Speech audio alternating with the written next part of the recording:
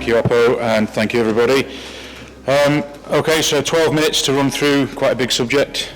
I'm a master mariner, work in the loss prevention department, so I'm not a digital expert or a data expert or any of those things, but I want to look at some changes that are coming up in the use of ECDIS. It's been touched on a couple of times already, and what that means to me as a mariner from what we've seen in the past. So there are some fairly big changes coming up. People like the UKHO are starting their ADS service, or Admiralty Digital Delivery Service, which is constant updating of ENCs rather than waiting every week for some to come in. We have got the so-called IMO S mode regulations coming in for standardization. And the one that I want to focus on a little bit more today is the S100, and more precisely the S100 decade that we are already in. What is S100? Well, currently we're running on what we call the S57 data standard, and that was adopted in 1992.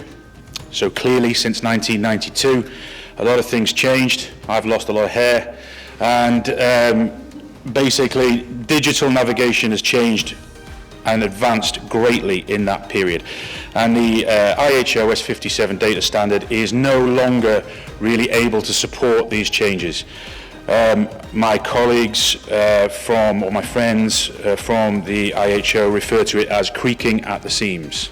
So they are moving to the IHO S100 data standard, which is more suitable and supports a greater variety of hydrographic data sources than S57 is capable currently of doing so.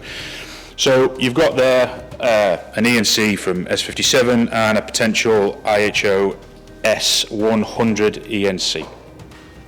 On the whole, there's quite a lot of big changes coming in with this, with regard to the data that they use.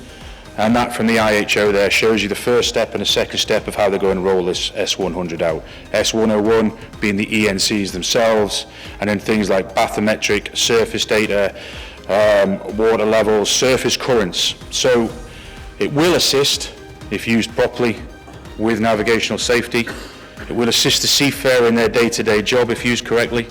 It will even assist with vessel efficiency, and even not just vessel efficiency, the vessel itself, but the decarb with just-in-time calculations, not waiting around at port for so long. All of these things, navigation warning updates, it will improve if used correctly.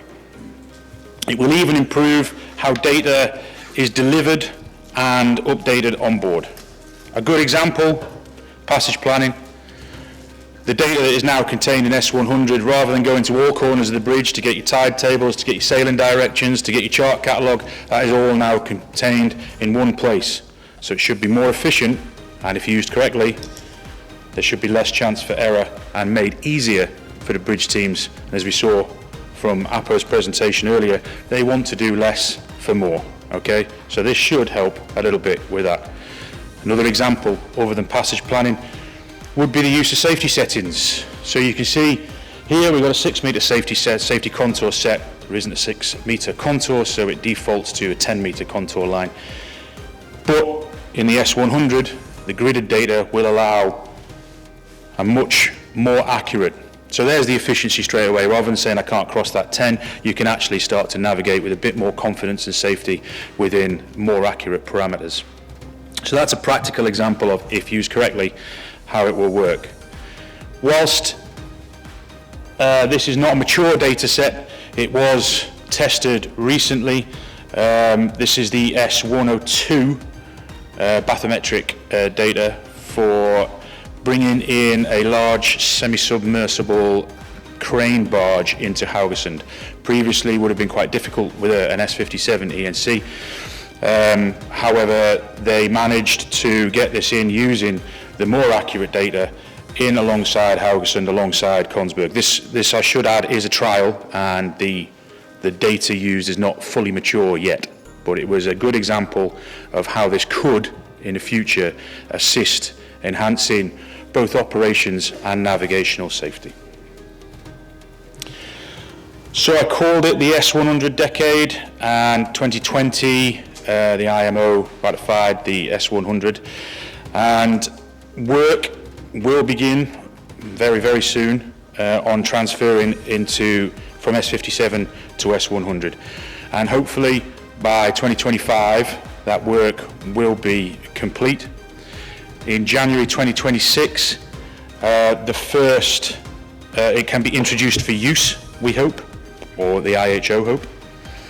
And in 2029, you will not be able to fit an S57 type approved ECDIS on vessels.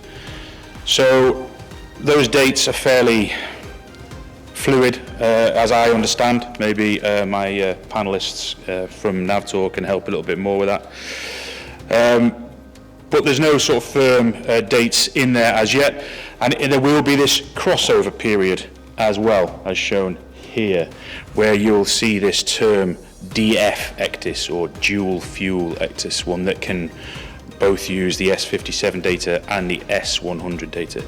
I should say that my understanding is that the S57 data will still be contained in the S100 cells, so you can still extract that and just use that. But these DF ECDISs will be yet another concern for the ship owners of when they have to meet these goals. So it all sounds very exciting.